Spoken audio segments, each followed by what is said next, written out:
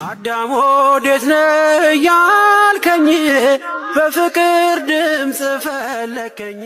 አንደኛው ሴት ልጃቸው አግብታ ወጣ ነበረ፣ ፈታ ተመልሳ መጣለች። በምን በፈስ።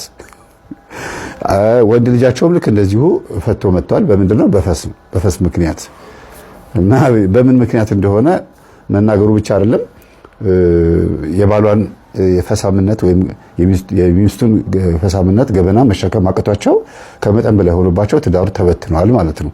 እና ይሄ ቤተሰብ ተሰብስበው አንድ ቤት ላይ ሲሆኑ አይፈሱም። ትልቁ እንግዲህ የትምህርቱ ዋና የጀርባ አጥንት ይሄ ነው። አንድ ላይ ሲሆኑ ቤተሰብ ብቻ ሲሆኑ አይፈሱም። ሰው ቤታቸው ሲመጣ አንድ ሰው የሚሆን ሕፃን የሚሆን አዋቂ የሚሆን የሆነ ዘመድ የሆነ ጎረቤት ሲመጣ በለው እንግዲህ ማንዛረጥ ነው። ጎንበስ ስትል የሆነ ነገር ለመቅዳት ወይ የሆነ ስትወጣ በዚህ በኩል ስታልፍ በቃ ዘረጥ ማድረግ ነውና ግራ ይገባቸዋል። ምንድነው እዚህ ቤት ውስጥ ብለው ጎረቤት ሁሉ ደንግጦ የሚወጡ ሰዎች አሉ። ሲታዩ ሰዎቹ ጥሩ ሰዎች ናቸው። እንግዲህ ምን እናርግ ምን ይደረግ፣ ኧረ ተው ይሄን ነገር እንደው በሕክምና ሞክሩት ብለው ጥሩ ጎረቤቶች ይመክራሉ እና ስቃውም ይወጣሉ። አንዳንዶቹ ደግሞ በጣም ከመቀራረባቸው የተነሳ ዘረጥ ሲል ሲነግሩኝ እኔ እየሳቁ ስለነገሩኝ እኔ ራሴ በጣም ነው ፈታሪ እየገጠመኝ የጻፍኩት እና በኦዲዮ የቀረጽኩት እና ደህና ወሬ ይዘው አንድ ጊዜ የሰርግ ወረቀት ካርድ ለመስጠት ብለው ስም እየመዘገቡ ነው እና ስም እየመዘገቡ ለገሊት ይሰጥ የተሰጣቸውን ሰዎች ስም ተመዝግቧልና ካርድ ተረፈ ተብሎ እያሰቡ እያለ ዘረጥ ሻርክ እንደዚህ ሆኖ እንዴት ነው ታዲያ የምታገባው እቺ ልጅ አሉ እና ሴትዮዋ በጣም ከፋቸው። እናትየዋ አይ እንግዲህ ፈሷን ከቻለ ይቻላት እንግዲህ ምን አገባኝ ብሎ ሰውየው የሚያገባው ሰውዬ ከውጭ ነው የሚመጣው፣ ገና ስትፈሳ አያውቃትም ማለት ነው። ከዛ ያው ከሰርግ በፊት እንዳያደርግ መንፈስ ነው። መንፈስ ስለሆነ እርኩስ መንፈስ ባህሪው ምንድነው?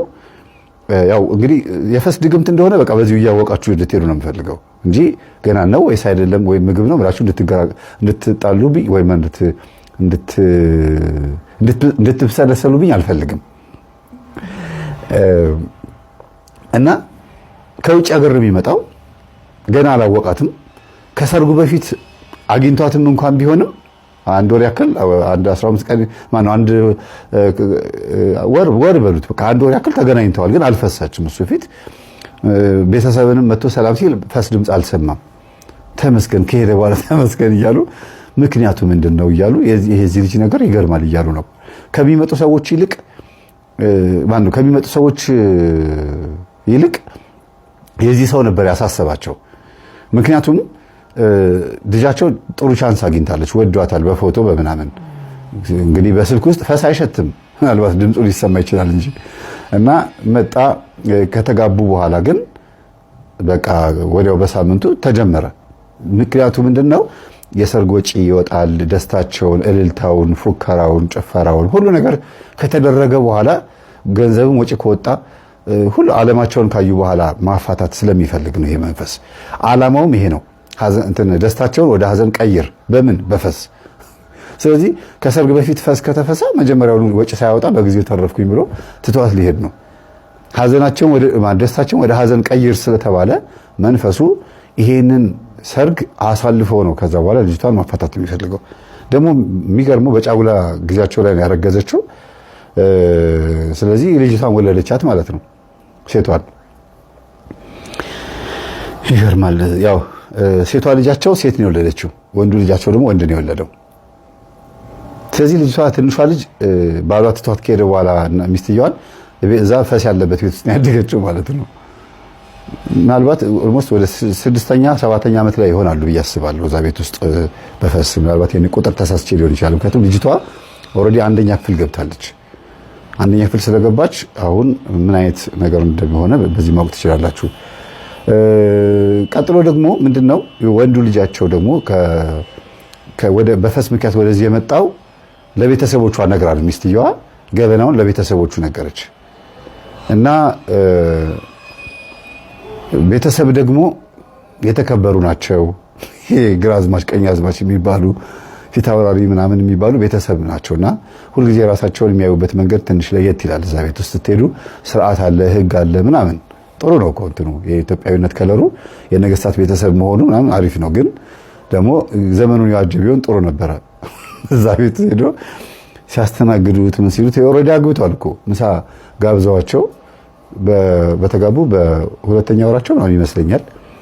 በቃ ሙሉ ቤተሰቦቻቸው የነዚህ የሴቷ ቤተሰብ ባሉበት የዛ የሚስቱ ማለት ነው ባሉበት ተጠርተው ነው ሄዱት እና ምግብ ይዞ ሲመጣ ቁጭ ሲል ዘረጥ አደረገው። በቃ አፈረ። በቃ ምክንያቱም ድምፁ ተሰምቶ አያውቅም። ደስ ብሎት ነበረ። ደግሞ ካልጠፋ ቦታ እዛ ቤት ነው እና ይሄ ድምፅ ከተሰማ ጊዜ ጀምሮ በጣም አፈረ። አላምኗትም ነበረ። የፈስ ድምፅ ያሰማል ባለቤቴ ሆዱ ይጩህ ቄጡ ይጩህ አላቅም ምትለውና ይቅርታ ለምናገር ስለነገዚህ ስላሉ ነው እነሱ ራሳቸውና ምኑ እንደሆነ ያላቅም እና እየጮኸ ነው ትላለች። ከዛ ወይ እኮ ስሰማ እንዴት እንደሰማሁት እኮ ስለማቅ ነው። ይቅርታ ግን እሺ በደንብ አዳምጪው እንግዲህ ምኑ እንደጮኸ ብለዋት በዛ ተለያይተው ነበረ። ቤታቸው መጥቶ በዚህ በድግስ ቀን ግን አሁን ምኑ እንደጮኸ ሰምተናል ብለው እፊቱ ነው የተናገሩት። አሁንማ ምኑ እንደጮኸ ሰማን ብለው አፍንጫቸውን ይዘው ካጠገቡ ተነስተው ሄዱ። ናፈረ በጣም። ቤተሰብ በሙሉ እንዴት እንደዚህ የተከበረ ቤተሰብ ውስጥ ያዋርደናል፣ አውቆ ነው ንቀቱን ለማሳየት ነው ምናምን ተባለ። ምክንያቱም እሷ የእሱን ቤተሰቦች አታውቅም እና በቃ ፍቹ መፍታት አለብሽ ይሄ ውርደት ነው ምናምን ብለዋት በቃ ኧረ እባክሽ እኛ ቤት ውስጥ እንደ ሁላችንም እንደዚህ ነን ብሎ ቢነግ እኮ ሁላችሁም እንደዚህ ከሆናችሁማ ሰውን የምትንቁበት ስለ ድግምት አያውቁም፣ ስለ ምናምን አያውቁም፣ ምንም ነገር አያውቁም። እናቶቻቸው አያቶቻቸው ቢሆኑ ያውቁ ነበረ። ግን አሁን እዚህ ጋር አዋረድከን ወይም ደግሞ አዋረድሽን ብለዋት ካልፈታሽው እንዳትመጫሏት ለቤተሰቦቿ ብላ ፈታችሁ እና ልጄን ማሳደግ እፈልጋለሁ ብሎ ልጁን ወሰደ። እሷም የፈሳ ልጅ አልፈልግም ብላ ልጇን አስረከበች። ወልዳ ካጠባች በኋላ ልጇን አስረከበች እና አንዳንድ ቀን በስልክ ደውላ አቡሽ ደህና ነህ ትለዋለች። እግዚአብሔር ይመስገን ደህና ነኝ ምናምን ይላል። እንግዲህ አሁን ትልቅ ሆኖ ማለት ነው። አትመጣም አትጎበኘንም ስለ ጊዜ አልመጣም አንቺኛ ቤት አትመጪም አይደል ሄት ድሮን ሲያሳም ቤተሰብ ስትለው ጊዜ ደግ አደረገሽ አባቴንማ እንደዚህ አትዩ ምናምን ብሎ ይዘጋባትና ይናደዳል። እንዳትመጣች ሴትዮ ሁለተኛ እማዬ እንኳን አይላትም። እና አሁንም ድረስ ይሄን ቤተሰብ የምትሳደበው በዚህ በፈሳም ነው ትውስታችሁ ቅርብ ጊዜ ድረስ ማለት ነው። እና በቃ ይሄ እንደዚህ ሆነው ነው ሴትዮዋ የኖሩት። አባትም ይሄንን ገበና ስለሚያውቁ ያላቸው አማራጭ ምንድነው? ችሎ መቀመጥ ነው፣ ሰብሰብ ብሎ መቀመጥ ነው። ስለዚህ ፈሳችን ይዘን ሰው ቤት መኖር አንችልም። ይሄንን ባህል ይዘን የትም ቦታ መሄድ ስለማንችል ሙያችን ራሱ የተገደበ ነው እንዲሆን ግድ የሚሆንብን። በስራ ቦታቸው ላይም በዚህ ነው የሚታወቁት። በውሏቸው ኢቭን ቤተክርስቲያን ሄደው ራሱ ይቸገራሉ እና ግራ ገባቸው። በቃ አንዳንድ ቀን በጣም እያለቀሱ እየጸለዩ እግዚአብሔር ነገሩን ቀለል በረድ የሚያደርግላቸው ጊዜ አለ። ግን በጣም የሚናደዱት ሰው በተሰበሰበበት ቦታ ላይ ሲያዋርዳቸው ነው። የማያውቋቸው ሰዎች መካከል ደግሞ አያረግም። በጣም ይገርማቸዋል። የማያውቋቸው ሰዎች መካከል ሆኖ ደግሞ የሚጠቅማቸውን ነገር እየሰሙ ከሆነ ያስፈሳቸዋል፣ ትተው እንዲወጡ ማለት ነው። ለምን ያን የሚጠቅማቸው ነገር እየሰሙ ከሆነ ለምሳሌ ስብከት፣ ስራ ቦታ ላይ ስብሰባ ከሆነ እንዲገመቱ የማድረግ ጥለውት እንዲወጡ ማድረግ፣ ሞራላቸው ተነክቶ ስብከቱ እንዲረሱት የማድረግ ትምህርት ቤተ ክርስቲያን ማጨምር ማለት ነው። ታቦት ካነገሱ ቆይተዋል። ግን ያም ሆኖ ደግሞ የማያውቋቸው ምንም ጭራሽ የትም ቦታ አይተዋቸው የማያውቋቸው ሰዎች መካከል ሲቆሙ ካሁን ፈስ የመጣ ብሎ ሲያስቡ የለም ፈሱ። ለምን ሲባል እንዲዋረዱ የሚፈልገው በሚያውቋቸው ማህበረሰቦች መካከል ብቻ ስለሆነ ነው። አሁን ከየት መጣ ወደሚለው እንሂድ። ከዛ ፍተሻ እናርጋሉ። ፍተሻ እናርግ ብለው ከመጀመሪያ ጊዜ ጀምሮ ከማን ጋር ተቀያይመናል፣ እቺ ሴትዮ የምትናገረው ትክክል ናት፣ ከማን ጋር ተቀያይመናል እያሉ ሲያወሩ ተከራዮቻቸውን ቼክ ማድረግ ጀመሩ። ብዙ ተከራይ ተፈራርቋልና ከተከራይ ተጣልቶ ነው ይወጣል እንዴ ሲባል አዎ አለ አንዲት ልጅ ነበረች እንደው ሰድቤ ሙልጭ አርጌ አበሻቀጭ ያዋረድኳት አንዲት ልጅ ነበረች። እሷ ትሆን እንዴ? አይ ያቺ ልጅ ነች። አይ እሷ እንኳን እንደዚህ አታረግም፣ የልቧን ተናጋ ተሳድባ ነው የሄደችው። ስለዚህ እሷ እንደዚህ አታረግም፣ ውጪ ብለናታል። ቤቱን ለቅቄ የመጣው ከ3 ወር በኋላ ነው ስትለኝ 3 ወር ድረስማ አትቆያትም፣ 3 ወር ድረስ አትቆያትም፣ አስወጣሻለሁ ብዬ ምንድን ያደረጉት ሴትዮዋ የሆነ ተንኮል ሰሩባት። ብቻ እዛ በወቅቱ ማታ ማታ ስትገባ ቦርሷን በሌባ ያስወስዱባት። ብቻ የሰፈር ጎረምሶች የሆነ ነገር ብቻ አላስገባ አላስወጣ ብለዋታል። እና እንደዚያ ነገር የተፈጠረው ኤግዛክት ራሱን አላወቅኩትም፣ ረስቼዋለሁ። ብቻ ልጅቷን ምን ብለዋታል? አስቸግረዋት ወር ሳይሞላት ነው ያን ቤት ጥላ የወጣችው። ግን ተሳድባ ነው የወጣችው። በቃ ሂጂ ብለዋት በሩን ዘግተውባት ነው የወጣችው።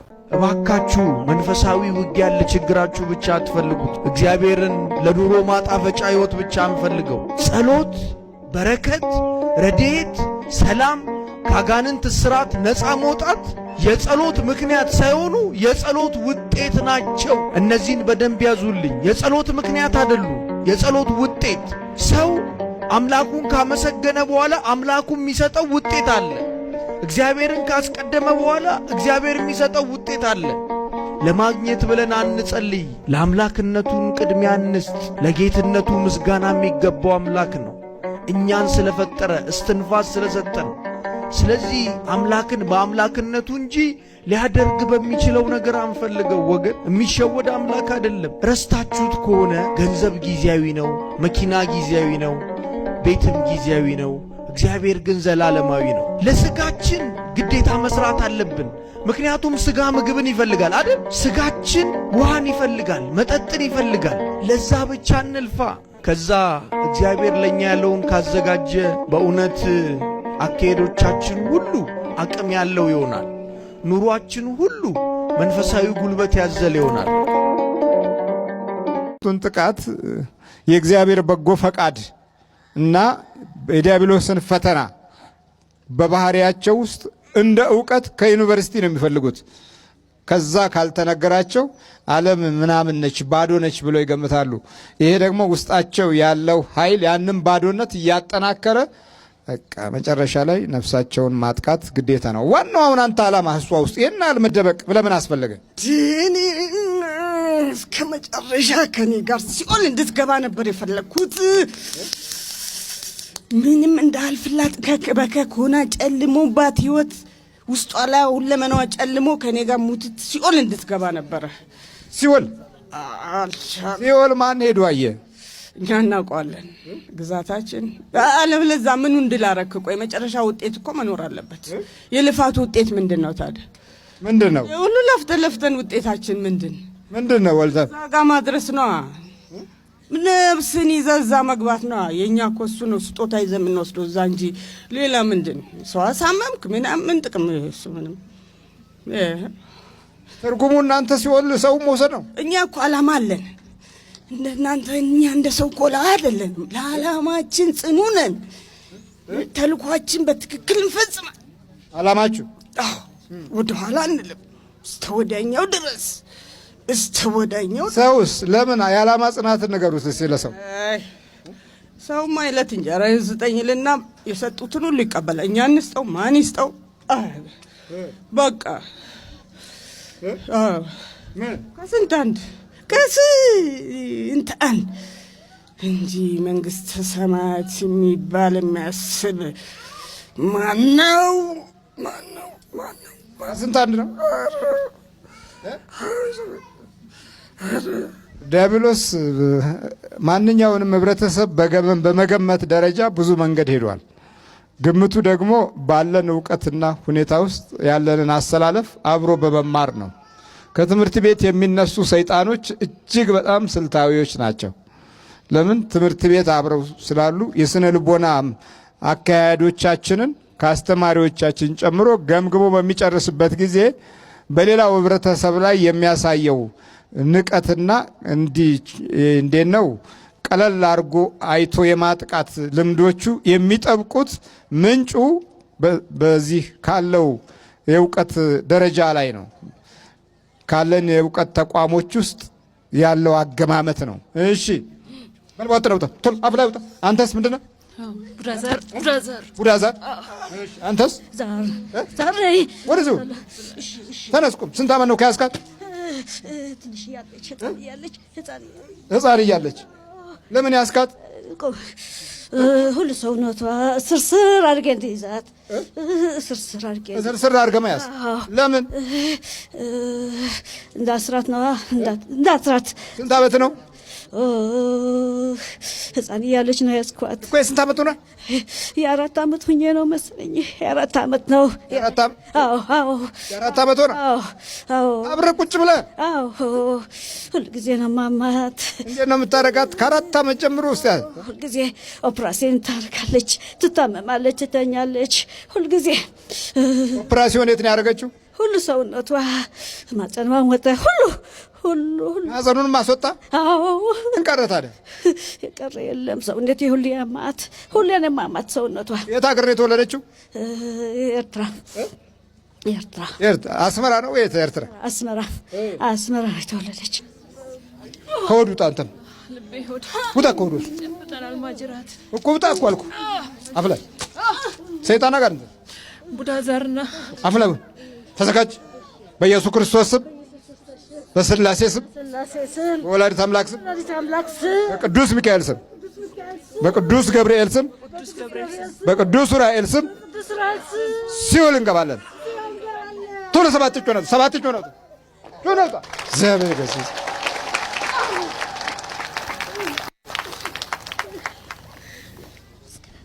አይ ካናዳ ተነሽ ብድግ። ከየት ነው የመጣሽው? ከካናዳ። ማን ነው ስምሽ? አልጋነሽ። ወይ አልጋነሽ፣ ያው በርቺ። እሺ ማምርማ አገኘሁ።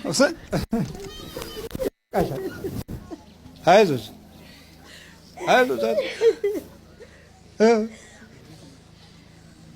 እንዴት ነው ብርታት? ምንም አይደል። ሁሉ አፉ ሁሉ ኩበት ሆነ። በጣም የሚገርም ነው። አይነ ጥላ፣ የቡዳ አይነ ጥላ አይደል?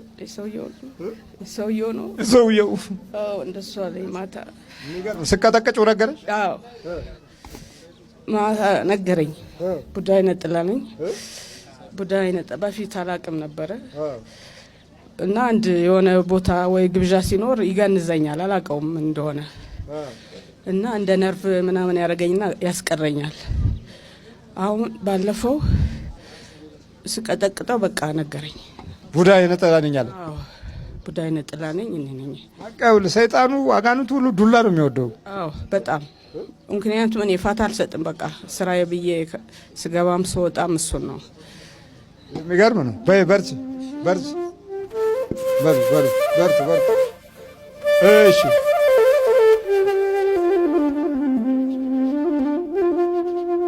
ሁሉም ነገር ምንም የተበላሸ የለም ይላል። 15 ዓመት ተገተረ። አዲስ መኪና ሲገተር አስቡት። ይሄ ጃፓን ሀገር ቢሄድ ይሰራል። ለሌላ ሰው ቢሰጠው እኮ መኪናው ይሰራል። ግን ሰውየው እንዳይጠቀም የቀኑ ጎረቤቶቹ በሱ ላይና በመኪናው ላይ ላኩበት። መኪናው ላይ 12 እሱ ላይ 12 24 መንፈስ ቁጭ ብሏል። አሁን ሳይንስ እዚህ ጋር ምን ቦታ አለው? መኪናው ይፈታል። ምንም ነገር የተበላሸ የለም። ሰውየው መንፈሳዊ እምነቱ ላይ ቀዝቃዛ ነው። ሰርቶ ማደግን የሚፈልግ አስተሳሰብ ነው ያለው። በተወሰነም ቢሆን በ60ዎቹ ዘመን የአብዮቱ አስተሳሰብ በልቡ ውስጥ የማርክሲዝም ሌኒዝም ጽንሰ ሐሳብ ባህሪ ውስጥ አለ። ስለዚህ መናፍስቱ ደግሞ ገብቷል። እሱ ማን ይከላከለው? ማርክሲዝም ሌኒዝም መንፈስን አይከላከልም። ርዕዮተ ዓለም መናፍስትን አይከላከልም።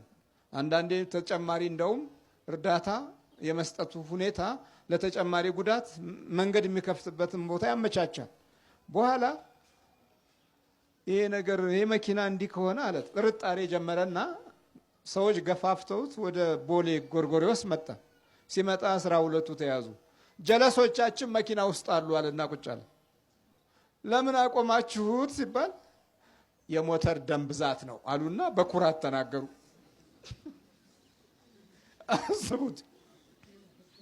አስቡት እስቲ እንግዲህ ምን የሞተር ደም ብዛት ነን። እንዴት ደም ብዛት እየተባለ ብዙ ሰዎችን የኛ አባሎች ያጠቋቸዋል። ስለዚህ እኛም እዚህ ሞተር ውስጥ ገብተን ደም ብዛት ለምን አንሆንም ብለን አቆም ነው። እንዴት ነው ደም ብዛት የሆናችሁት? የነዳጁ መተላለፊያ ላይ ዘጋ ነው፣ በቃ አለቀ። ስለዚህ ብትለው ነዳጅ ካልደረሰው እንዴት አይንቀሳቀስም? ሞተሩም አይነሳም። ነዳጅ የለማ።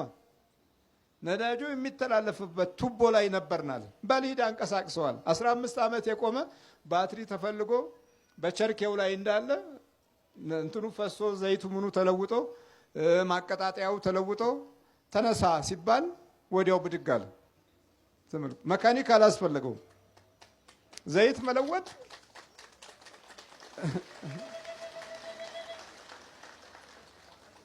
ሳይንሱ ይሄን ያህል ይሞኛል ማለት ነው። እውቀታችን ይሄን ያህል ይሞኛል ማለት ነው። ትልቅ ግዙፍ ነገር በጣም ግዙፍ ነገር ሰርተን በትንሽ መንፈሶች ግዙፉ ነገር ይቆማል ማለት ነው። ብረቱ ሰውነት ውስጥ ገብቶ ማዘዝ ከቻለ ብረት ውስጥ ገብቶ ማዘዝ ምን ያቅተዋል? ይሄንን ነው ማወቅ ያለብን። ስለዚህ ለነገ ለሚሆነው ሁኔታ ውስጥ የእግዚአብሔር በጎ ፈቃድ ዘልቆ ነገን እንዲመራን እድሉን የምናገኘው እግዚአብሔር በፈቅድ። በሞት አለቀስን፣ በቀብር አለቀስን፣ በተጽዕኖ አለቀስን፣ በእውቀት አለቀስን፣ በትምህርት አለቀስን፣ በስራ እድል አለቀስን። ምን ያላለቀስንበትን አማጠን እንጂ በደንብ አማጠን። ምጥ ነው የያዘን እኮ አምጠን፣ ግን አይወለድም። የሚወለደው ክፉ ክፉ ሆነ።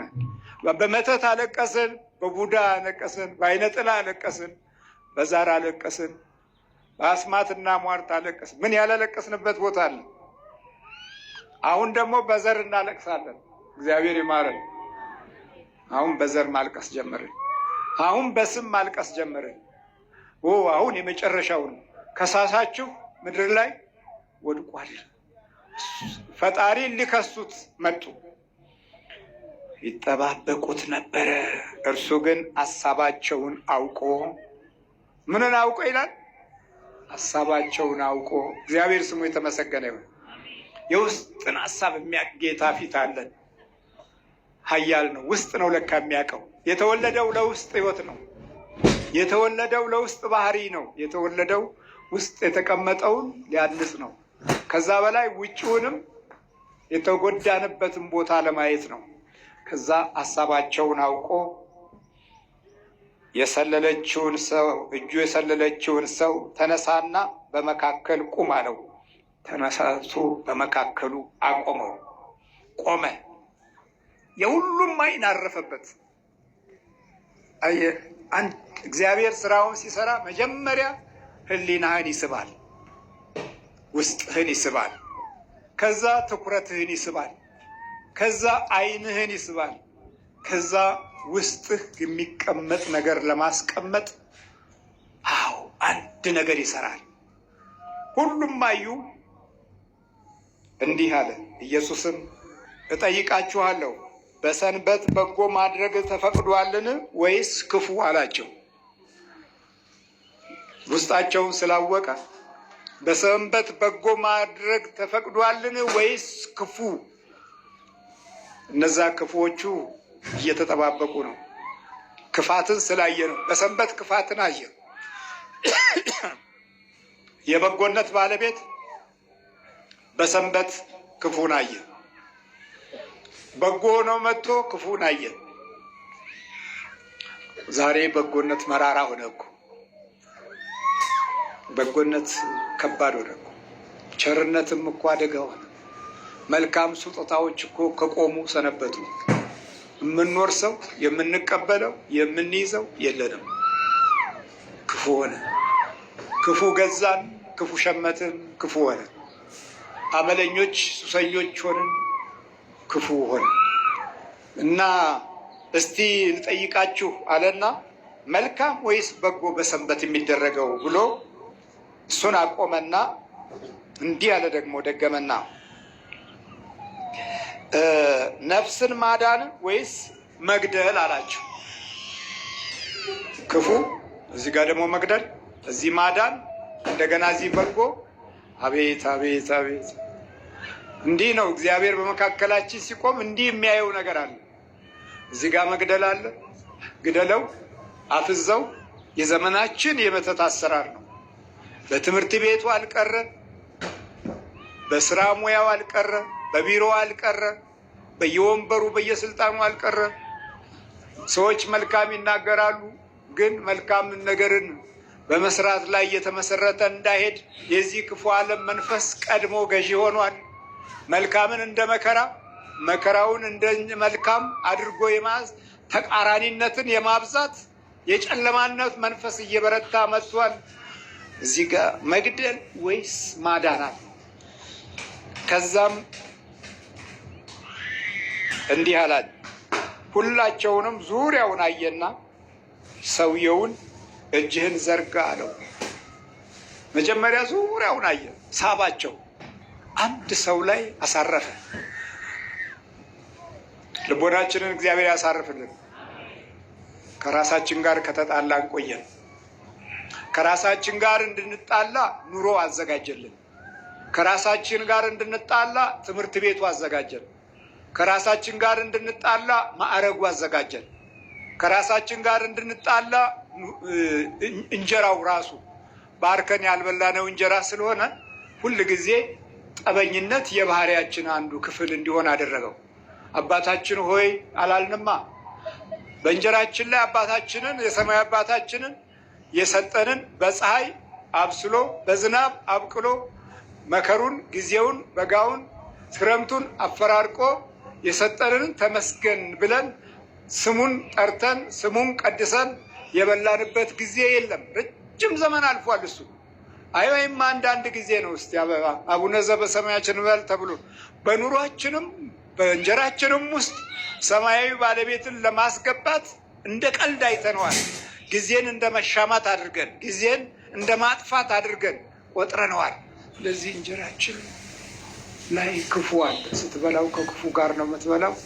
ከዛ በኋላ ጉልበትህ የክፉ ነው፣ ሀሳብህና መሻትህም የክፉ ነው፣ ምኞትህም የክፉ ይሆናል። ከዛ ዙሪያውን አየና ይህን የጎደለውን ሰው አካል የሰለለውን ሰው እያሳየ አንድ ድምፅ ሊወጣ ነው፣ የተባረከ ድምፅ እንዲህ የሚል እጅህን ዘርጋ አለው። ምኑን ይዘርጋ? የሰለለች እጅ ነች። ባለቤቱ እንግዲህ እንዴት ያርጋት? ያችኑ ባለው አቅሙ ሊዘረጋት ነው። እጅህን ዘርጋ አለው። እርሱም እንዲሁ አደረገ። እጁም እንደ ሁለተኛይቱ ሙሉ ሆነች። እግዚአብሔር ስሙ የተመሰገነ።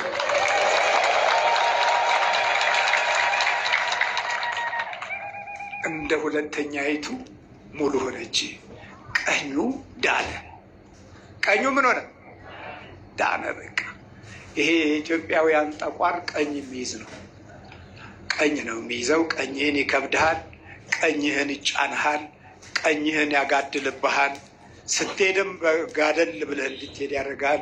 ጥሩ ልብስ የለበስክ ጊዜ ቁመናህን የሆነ ቦታ ላይ ያዛባዋል። ሰዎች ሲያዩህ መልክና ውበትህን ከመናፍስት ጋር ስለሚያዩት ይጫጫንሃል። ለብሳችሁ ስትወጡ ድብት ብሏችሁ ሌሊት እንቅልፉን አትችሉትም። ከገባችሁ በኋላ ማታ አዚሙን አትችሉትም። በለበስነው ልብስ እንኳ ቀኛችን ይያዛል። ቀኝ የሚይዝ ጠላት ነው ኢትዮጵያውያንን ያጠቃል። የዚህኛው ትውልዳችን ክፉ መንፈስ ይሄ ክርስቲያናዊ ባህሪን የተለማመደ ጠቋር የሚባለው ነገር ነው። በአውደ ነገስትም የከበረ ስምና ቦታ ተሰጥቶት ቀኝህን የሚተናኮልህ አለ፣ እሱም ጠቋር ነው እያለ አውደ ነገስት ያከብረዋል። ይሄ ለዘመናት እንደ እውቀት እንደ ጥበብ ይዘነው ያለነው መንፈስ ማለት ነው። በቀኝህ በኩል ስትሰራ የሰራኸው ጠላት ያፈራል። በቀኝህ በኩል ስትበላ የበላኸው ካንተ ጋር ለክፉ ለጠቡ ለመጥፎው ነገር ጣዕሙንም ለመቀየር የሚያግዝ ክፉ ጠላት ቀኝህ ላይ ነው ያለው። ስትጸልይ ቀኝህን ይከብድሃል። ጠቋር አይነት ጥላ ማለት ነው። መንፈሳዊ ነገር ይመስላል። በጣም ሰፊ ጊዜ ካልነቃህበት በየትኛውም ጊዜና ሰዓት ጸሎት አይወድም፣ አምልኮት አይወድም። ማስመሰል ግን ይወዳል።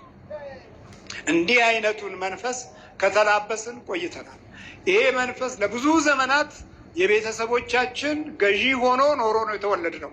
ከዛ በኋላ ዘመን አመጣሹ ርዕዮተ ዓለምና ትምህርት እዛ ውስጥ ስትዳክር እሱ የህይወትህን ቀኝ ይዞታል። ቀኝ ጉልበት ነው። ቀኝ ኃይል ነው። ቀኝ ብርታት ነው። የእግዚአብሔር አምላክ ታላቅ እጅ በሙሴ በኩል ሲገለጥ ያንን ባህር የከፈለበት በትሩና ቀኝ እጁ ነው። የእግዚአብሔር ቀኝ እጅን ስለሰጠው ማለት ነው። ቀኝ የጥበብ እና የመንፈሳዊ ታሪክ ጅማሬ መለያ ነው። ቀኝ በቀኝ አውለኝ ይሉ ነበራ። ታዲያ ድሮ በቀኝ አውለኝ። የቀኝ ትከሻህ ሲያዝ ዓይንህም ተይዟል፣ ስነ ልቦናህም ተይዟል፣ የውስጠኛው የህይወት ብርሃንህም ተይዟል። ከዛ በኋላ በብርሃኑ ምትክ እሱ ይሆናል። ምን ይሆናል? ገብቶ ሱስ ይሆናል፣ አመል ይሆናል፣ የነገር ምንጭ ይሆናል፣ ከሃዲ ያደርግሃል።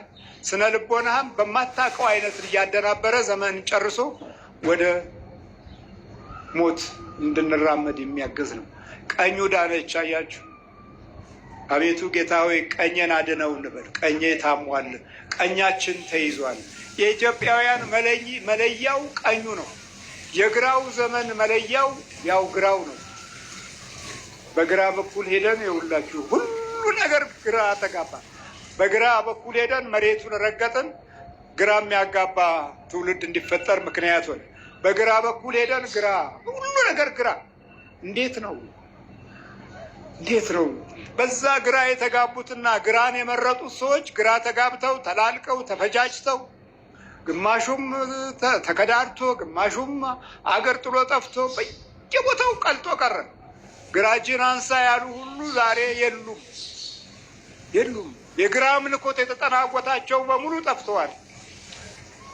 በቀኝ የሚቆሙትን እንዲህ አለ መድኃኒታችን ኢየሱስ ክርስቶስ፣ እናንተ የአባቴ ብሩካን ለዘመናት ያዘጋጀሁላችሁን የዘላለም መንግስት ትወርሱ ዘንድ ወደ እኔ ኑ። በቀኝ በኩል እናንተ እርጉማን፣ ግራ አይደል የመረጥ ነው። በግራ በኩል የቆሙትን እናንተ እርጉማን ለዘላለም ወደ ተዘጋጀላችሁ እሳትና ጨለማ ሂዱ እና ግራ መርጠን አልጨለመብንም። ታዲያ ምርጫችን እኮ ነው።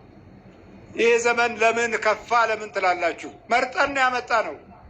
ይሄ ትውልድ ለምን ጨከነ? በኢትዮጵያውያን ታሪክ ውስጥ እንዲህ አይነት ጭካኔ፣ እንዲህ አይነት አሟሟት፣ እንዲህ አይነት አገዳደል፣ እንዲህ አይነት አጠጣፍ፣ እንዲህ አይነት ሌብነት፣ እንዲህ አይነት ዘረፋ ለምን ትላላችሁ? አትበሉ። ምርጫችን ነው። ግራ መርጠናል እኮ። እናንተ እርጉማን የተባሉትን መርጠናል። የቀኝ ትምህርትን አልተማርንም። ግራ አክራሪ፣ ቀኝ አክራሪ እያልን አነበብን፣ ብዙ አነበብን። ከዛ በኋላ ግራ ገባን። ግራ አጋብተው፣ ግራ ተጋብተው ሁሉም ጠፉ። እግዚአብሔር ምሕረቱን ያብዛልን። እጁም እንደ ኋለኛይቱ ዳነች። እነርሱም ቁጣ ሞላባቸው። በኢየሱስም ምን እንዲያደርጉበት እርስ በርሳቸው ተነጋገሩ። ምን እናድርግበት? አሁን ይኸው በሰንበት አዳነ እኮ አሉ። ደስ ሊላቸው ይገባ ነበር አይደል? እጁ ዳነችለት። ለሰው ቅድሚያ አልሰጡም።